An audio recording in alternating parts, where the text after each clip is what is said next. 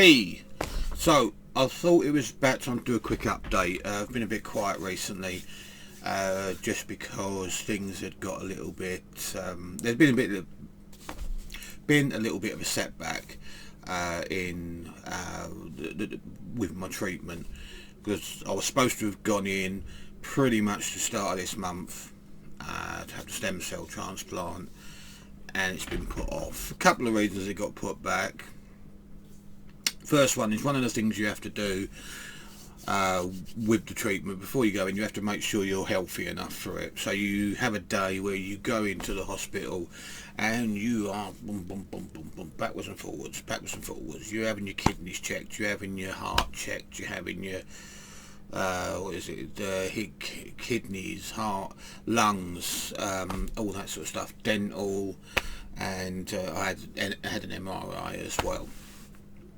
So basically, most of the stuff's come back okay. One of the things that did come back as delaying it slightly was one thing I knew I was going to have a problem with was my dental, because I've always had problems with my teeth ever since I was a small child. Well, after I lost my milk tooth and the adult teeth came through, so I've had a lot of damage to my teeth, and I'm not going to go into the ins and outs of why my teeth are so bad. And just that I had operations when I was younger on my teeth. I had too many teeth. Had teeth that were going to grow out here, there, and everywhere.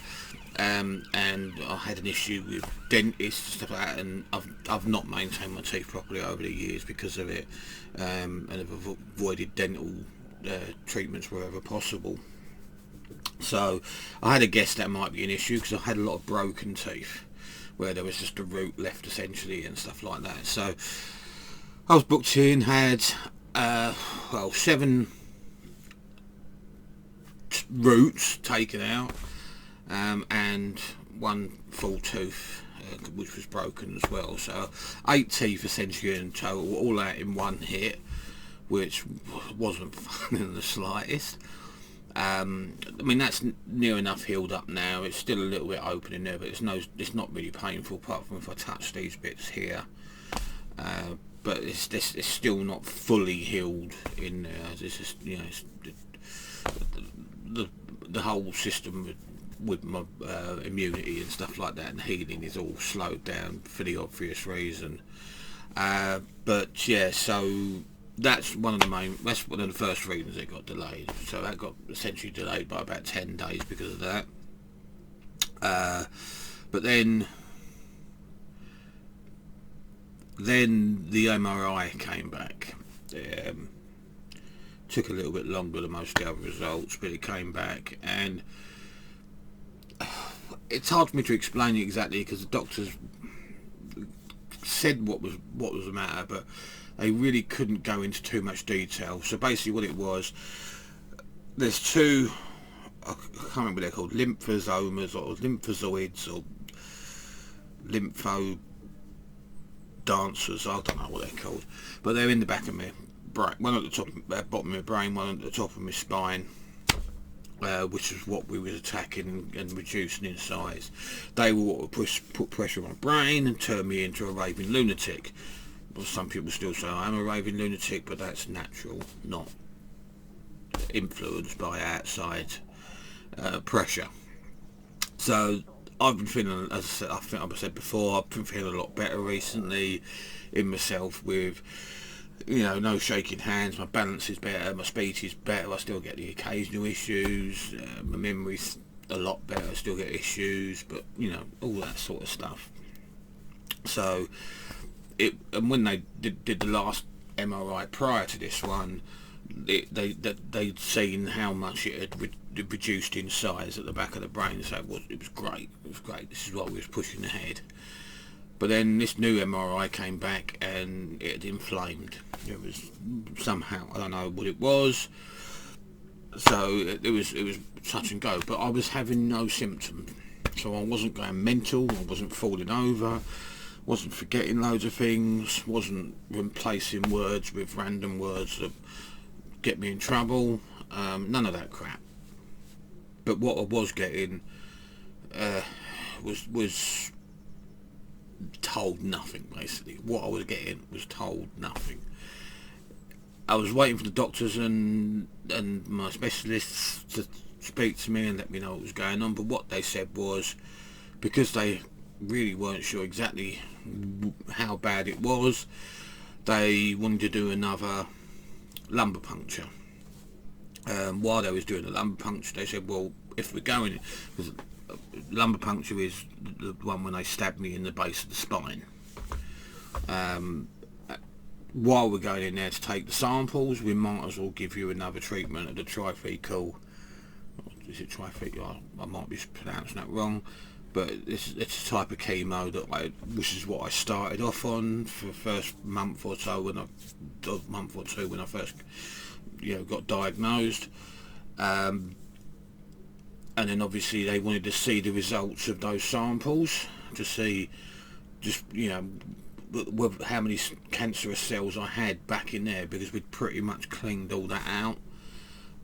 I hadn't been told anything exactly where he was, whether I was going on a longer course of that treatment. My specialist nurse seemed to think that was the case, but the doctor had only booked me for one appointment, so it was all a bit confusing. I think there was a bit of, because I've been bumped from one person to another, because I've got a specialist nurse who looks after me and does all the ins and outs and keeps control of me, and then I've got your doctor, and I got bumped onto another specialist nurse because the specialist nurse doesn't deal with the transplant side of things, the bone marrow and stuff like that. So, and then I've been bumped back again because I'm no longer having the stem cells now. I've been bumped back over. So, as you can see, they're dealing with a lot of people.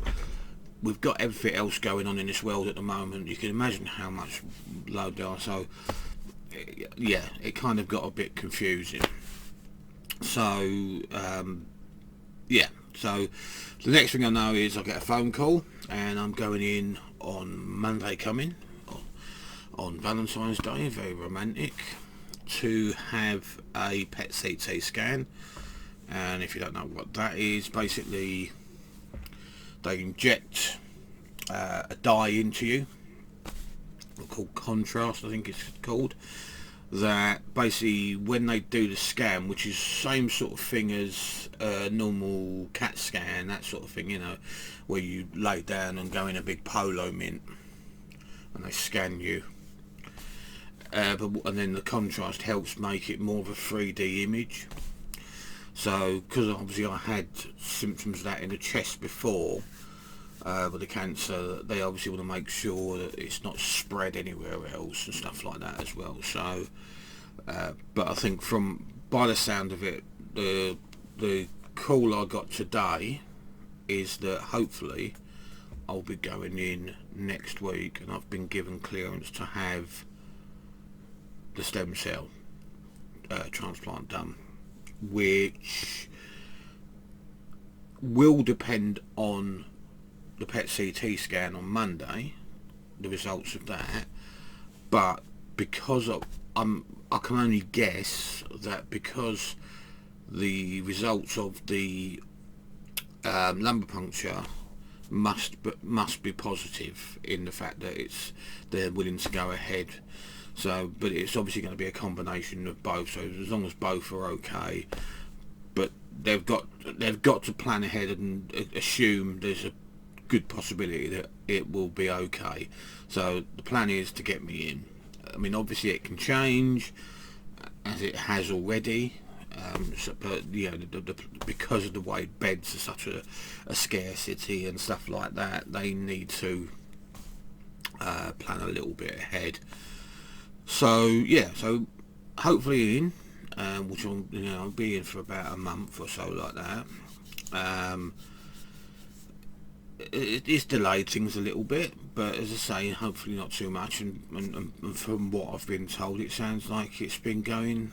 Although they did show up as being something not quite right up there, the fact that I'm not getting the symptoms, the fact that I'm guessing the lumbar puncture has come back as being good, I can't see the PET CT scan being a big problem. So as I said in the previous video, I'm not going to go over the whole stem cell. I've got food on my face. I've had my dinner. It's yeah. So the PET CT scan anyway. Get that done. Hopefully it's all done. Go in, have 3 days of heavy duty chemo, 3 days of rest, and then the stem cells put back in. Then 3 weeks of monitoring, and then obviously we'll go back to going home and then being an outpatient, going up there twice a week to have bloods checked, make sure I'm okay and stuff like that. So obviously they won't release me until I'd say 3 weeks. They won't release you until they're happy to do so. The gentleman who was in with me over Christmas, he was actually getting his stem cells done then. I left just before he had the stem cells done. He was doing them the next day, but he had the chemo while I was in there, so he was discussing it. And I bumped into him a couple of times, and he said he lost his hair again, which, as you can see, I've started growing it back quite nicely, and beard hair's growing as well. Are the eyebrows growing back? They look a bit thicker than they was. The only thing, obviously, if you can compare it to my previous videos, you can see my hair's changed colour. It's kind of white with a hint of ginge, a tinge of ginge. So it's giving me an almost blonde hair, and under certain lights it looks darker, like you can see it like on this side here. But if I move out of that light, whatever. Beard usually is white here, but it's completely white at the moment. And apparently that's quite normal for you to lose colour, because it grows back. They say it grows back like usually curlier initially, but they also, I was doing a bit of research and said, yeah, to have your hair change colour when it first grows back is normal, but over time it will sort of start to go back to normal. Sometimes it ends up actually darker than what it originally was. So I know I'm going to lose this all again in the coming weeks and start again from scratch, but at least it shows, you know, the body's starting to regain its natural abilities and stuff like that, which wasn't able to do before. Still got bald bollocks, you know, the chest is just a patchwork quilt, you know. It's just hardly a bit of hair here, a bit of hair there, a bit of hair there. The arms and legs are all normal, but that's and the eyebrows, as I said, they seem to be filling out a bit, so maybe they'll start disappearing again as well when the hairs come back. So yeah, that's where we are at the moment. Not, as I say, it's hard to give much of an update because I said some of the details are a bit sparse, but yeah, it's just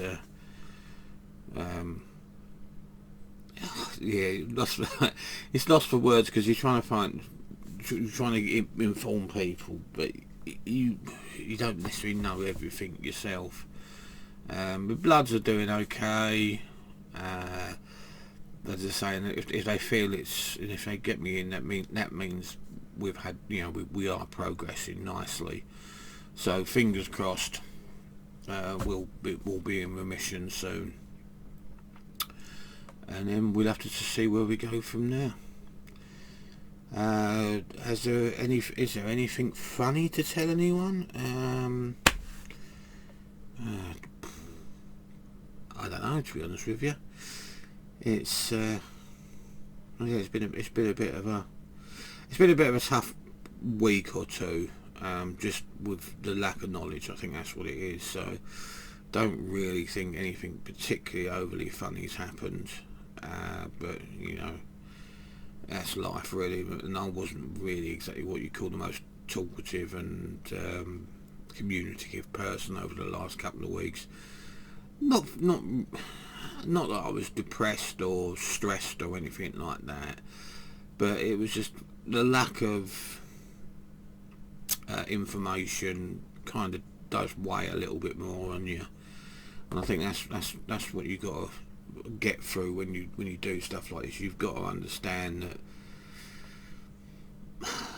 while to you your treatment is a priority, the hospitals are under a lot of pressure, and if they aren't talking to you constantly, that's actually more of a good sign in that respect. Because if there was a worry, believe me, they would have been on to me.